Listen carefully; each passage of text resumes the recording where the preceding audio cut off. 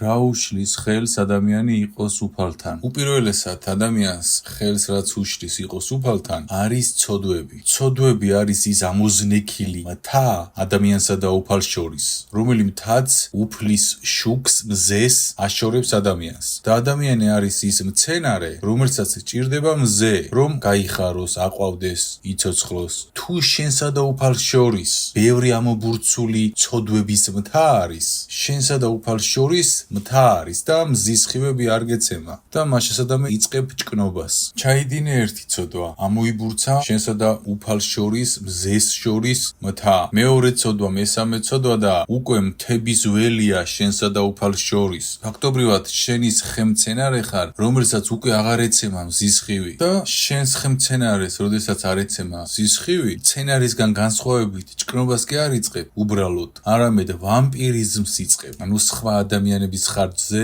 იწყებ სიცოცხლის. ბნელებსაც ეს დაიმართათ, მოუსვენებელ სულებსაც ეს ჭირთ, დემონებს, ყველას. იმხელა მთები აღმართეს უფალთან, რომ უკვე არსებობისთვის სჭირდებათ სხვა ადამიანების გაძარცვა ემოციურად, ენერგეტიკულად. ადამიანი, რომელიც ცოდვების მთებს აღმართავს უფალსა და მას შორის, უფალი მას ვეღარ კვებავს სათანადოდ. ამიტომ ესეთი ადამიანი ხდება ვამპირი, ნეგატიურია, გამუდმებით სხვა ადამიანებს აღიზიანებს, ემოციურად ძარცვავს, ფიზიკურად ძარცვავს, ცუდად ცხოვრობს, სხვის ხარჯზე ცხოვრობს და ასე შემდეგ. ყველა ცოდვილი ადამიანი და ცოდვებში მცხოვრები ადამიანი დააკვირდით სხვისი განადგურების ხარჯზე ცხოვრობს. სხვანაირად ის ვერ ცხოვრობს. უკვე ცოდვების ხარჯზე ცხოვრობს.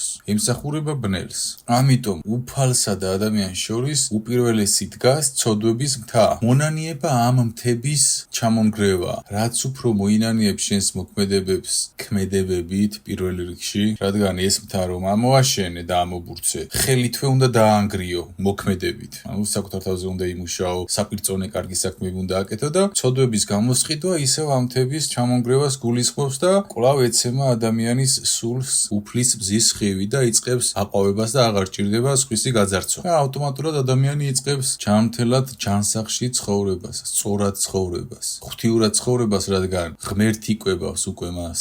ამიტომ მთების ჩამონგრევას სჭირდება დრო და მუშაობა, საკუთარ თავზე და საპირწონე კეთილი საქმეების კეთება. ის კი არა რომ შენ ამობურცე ღმერთსა და შენ შორის ცოდვების დიდი მთა და მზის ხივი აღარ გეცემა და მიხვედი მოძღვართან და მოძღვარო მომინანიე და მოგინანიე შვილო და ჩამოიშალა ის მთები. მართლა ფიქრობ რომ ის მთები უბრალოდ ტაძარში მისვლით და ბლაბლაბლათი გააკეთე? მონანიება დასაწყისია. გააცნობიერე რას გეუბნებ. ცოდვების მთების დაშლის დასაწყისია. მონანიება იცი რა არის? ტაძარში რომ მიდიხარ შენ? მოძღვართან მიდიხარ და უფალს ეუბნები, უფალო, მოვინანიებ ამას და მოძღვარმა უნდა მოგცეს შენ, აჰა, შვილო, ურო და მიდი ახლა დაიწყე ამ ამობურცული ცოდვების მთის მგრევა. მაგრამ დღეში ამას არ გეუბნებიან. გეუბნებიან ღმერთი დაანგრევს შენსა და უფალს შორის, რაც ააგე ცოდვების მთა და არსად არ მიდის ეს მთა. ისევ არის შენსა და ღმერთს შორის ეს მთა. ცოდვები იცი როგორ ამობურცულ მთას გავს? მისი ამობურცვა უფრო ადვილია, ვიდრე მისი დანგრევა, მისი განეიტრალება. მაგალითად, ერთ-ერთმა დიქტატორმა ააშენა პარლამენტი ციხესიმაგრე, რკინაბეტონისგან ბუნკერი ფაქტობრივად. შემდეგ ეს დიქტატორი რომ ჩამოაგდეს თანამდებობიდან, სახელმწიფოს 10-ჯერ მეტი ძვირი უჯდებოდა კონკრეტული პარლამენტი ბუნკერის დანგრევა, ვიდრე აშენება დაჯდა და აღარ დაანგრიეს. ვეღარ დაანგრიეს, ძალიან ძვირი ჯდებოდა მისი დანგრევა, ისეთი აშენებული იყო. იგივე არის ცოდვებთან. და შენ მიდიხარ და გონია, რაც ცოდვის ჩადენა დაჯდა 10-ჯერ და 1000-ჯერ იაფად გამოძვრები მის მოსაშორებლად? ვინ მოგატყუა ეგ სიცრუე? ვინ გითხრა? არ არის ესე. 10-ჯერ უფრო რთულია ცოდვების მთის ჩამოშლა, ცოდვების მონანიება ქმედებით და ყველა იმ პროცესით, რასაც გამთლიანებაში ცოდვებთან მიმართებაში ნაშრომებში აღწერ. დევს მაგაზე ნაშრომი მოусმინე გამთლიანებაში. მეორე ფაქტორი, რაც ყველაზე მეტად ადამიანს ხელს უშლის უფალთან იყოს, არის ის, რომ შენ გაქვს განცდა, რომ უცოდველი ხარ. შენ გამუდმებით უნდა გქონდეს განცდა, რომ ცოდვილი ხარ და დაბინძურებული ხარ, რადგან რეალურად ესეც არის. მაგრამ მე მოძღვრების ნარატივს კი არ გიმეორებ, იგვე მე ტირილში იყავი, არარაობად იგძენი თავი და ასე შემდეგ. არა. ამას არ გეუბნები. თავი იგძენი ღირსეულად, უფლისშვილად, მაგრამ იცოდე რომ ცოდვილი ხარ და იცოდე რომ გამუდმებით უფალს უნდა სთხოვო, უფალო მომიტევე ცოდვილი მე, გამწმინდე უფალო, მომიტევე გაცნობიერებული ცოდვები, გაუცნობიერებელი ცოდვები, გამუდმებით უფალს უნდა სთხოვდე შენს განწმენდვას. რაც არ უნდა იცოდო დედამიწაზე იცხოვრო სუფთად, მაინც დასრული ხარ, მაინც ისრვები, ცოდვებში ხარ ისეთში, რომელსაც ვერ აცნობიერებ, შემდეგ გააცნობიერებ, შემდეგ რომ გააცნობიერებ, ახალს ვერ გააცნობიერებ და გამუდმებით გაცნობიერება ცოდვებში ხარ. ყოფა ცხოვრებით ცოდვებში. ამიტომ უფალს გამუდმებით უნდა სთხოვდე განწმენდვას, რომ შენსა და უფალს შორის იყოს კარგი კავშირი. შენი სისუფთავე გარანტია უფალთან მჭიდრო კავშირისა. ამიტომ შენსა და უფალს შორის ბარიერი რომ არ იყოს, შენ გამუდმებით უფალს უნდა სთხოვდე შენი ცოდვის მიტევებას. უნდა იყო მშვიდში სიყვარულში და პარალელურად უფალს უნდა სთხოვდე შენი ცოდვის მიტევებას, თუნდაც ვერაცნობიერებდე რას.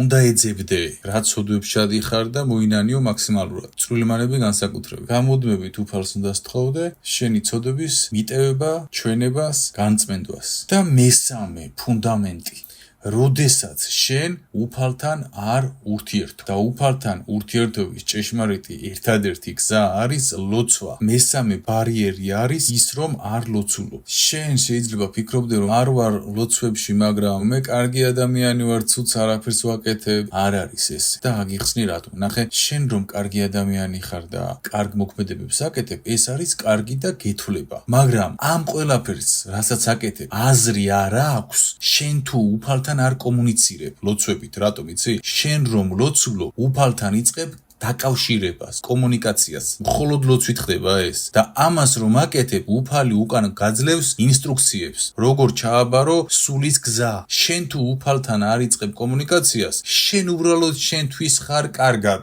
უფალთან კავშირი არ გაქვს. შესაძლოა კარგად იცხოვრო, კარგი საქმეები აკეთო, მაგრამ სულის მისიის გზა ვერ შეასრულო, იმიტომ რომ უფალი ვერ გეტყვის სულის მისიის გზას. რატომ? იმიტომ რომ შენ თუ უფალთან არ კომუნიცირებ ლოცვებით, უფალი თავისი ნებით ვერ მოვა შენთან. შენს ნებას ვერ დაარღვევს და უბრალოდ იქნები შენთვის კარგი. მაგრამ პრობლემა ეხლა რა არის? შენთვის უბრალოდ კარგად ყოფნა არ არის საკმარისი დედამიწაზე. იმიტომ რომ შენ ხარ დედამიწაზე და შენ გჭირდება უფლის ხარდაჭერა. მამა შენის ხარდაჭერა გჭირდება, რომ ხეცმა არ შეგჭამოს და მამა შენმა უნდა გითხრას, ქრისტემ, მამა ღმერთმა, სულიწმინდა ღვთისმშობელმა მარიამმა, წმინდანებმა უნდა გითხრან, სად გაუხვიო და სად არა, რომ ხრამში არ გადაიჩეხო. გაიგე? შენაირები გადაჩეხილან ხრამში, ადამიანები ყოფილან კეთილშობილები და ისეთი რაღაცები გაუკეთებიათ. რატომ? იმიტომ რომ ღმერთთან კომუნიკაცია არ აქვთ და არ ქონდათ. და ნახე, შენ როდესაც ლოცულობ, უბრალოდ უფალთან კი არ კომუნიცირებ, უფალი კი არ გეუბნება ინტუიციაში, სიღრმეში კი არ გილექავს უბრალოდ პროტოკოლებს, როგორ უნდა იცხოვრო. არამედ შენ და უფალი ენერგიას ცვლით ლოცვის შედეგად და პლუს ამას უფალს დაშვებებს აძლევ, რაში დაგეხმაროს. გესმის? შენ თუ არ თხოვ უფალს, უფალი თავის არ გააკეთებს. შენი ნების დარღვევა გამოდის ეს. შენ თუ არ გინდა უფალთან, არ დაგეხმარება უფალი. უბრალოდ ვერ დაგეხმარება, შენს ნებას ვერ დაარღვევს. შენ იქნებ სატანა გინდა. გესმის რას გიხსნე? იქნებ სატანა გინდა. ხო და მიდი და თუ გინდა მიდი. არ გინდა სატანა, არ გინდა ღმერთი, უბრალოდ შენთვის ხარ, იყავი შენთვის. მაგრამ სატანა ყველა ვარიანტში დაგეძგერება. მიხვდი? მაგრამ უფალი ვერ დაგეძგერება, ვერ მოვა თავისი ნებით. ამაშია საქმე. შენთვის შეგიძლია იყო, უფალი ვერ შეგაწუხებს, მაგრამ ბნელი შეგაწუხებს. მას არ გააჩნია ნების პატივისცემა. ამიტომ შენ, რაც არ უნდა წმინდანის მდგომარეობაში ცხოვრობდე, გჭირდება უფალთან კომუნიკაცია, რომ დაგიცვას. სხვა შემთხვევაში უფალი ამას არ იზამს. შენს ნაცვლად არ გადაწყვეტს. უფალს სხვა რამე აქვს შენში ჩაფიქრებული, ღმერთი აქვს შენში ჩაფიქრებული და არა ის, რომ ყურში მოკიდოს და გატაროს და აკეთოს ის, რაც უფალს სურს შენთან მიმართებაში. შენს ნაცვლად რომ აკეთოს, უფალმა ამისთვის უფალს შენ არ შეუქმნიხარ. შენ უფალმა შექმნა ქრისტეს გვერდით დასაყენებლად. ღმერთის გვერდით როგორ უნდა დადგე შენი აზრით? პატარა ბავშვი ყურაწეული სატარებელი დადგება ღმერთის გვერდით შენი აზრით? ღმერთის გვერდით ღმერთთან მიახლოებული ყველა მდგომარეობის სული დგება და ამისთვის გამზადებს ღმერთი შენ და ამისთვის შექმნა და ამისთვის მოგცა ყველა ძალა, ყველა პროტოკოლი, მფარველები, ძალით მოსილი ანგელოზები შეგიქმნა, ყველაფერი გამოგიყო ამისთვის. გაიგე? ამიტომ მესამე ფუნდამენტი არის ღმერთთან კომუნიკაცია, ლოცვა. ნახე,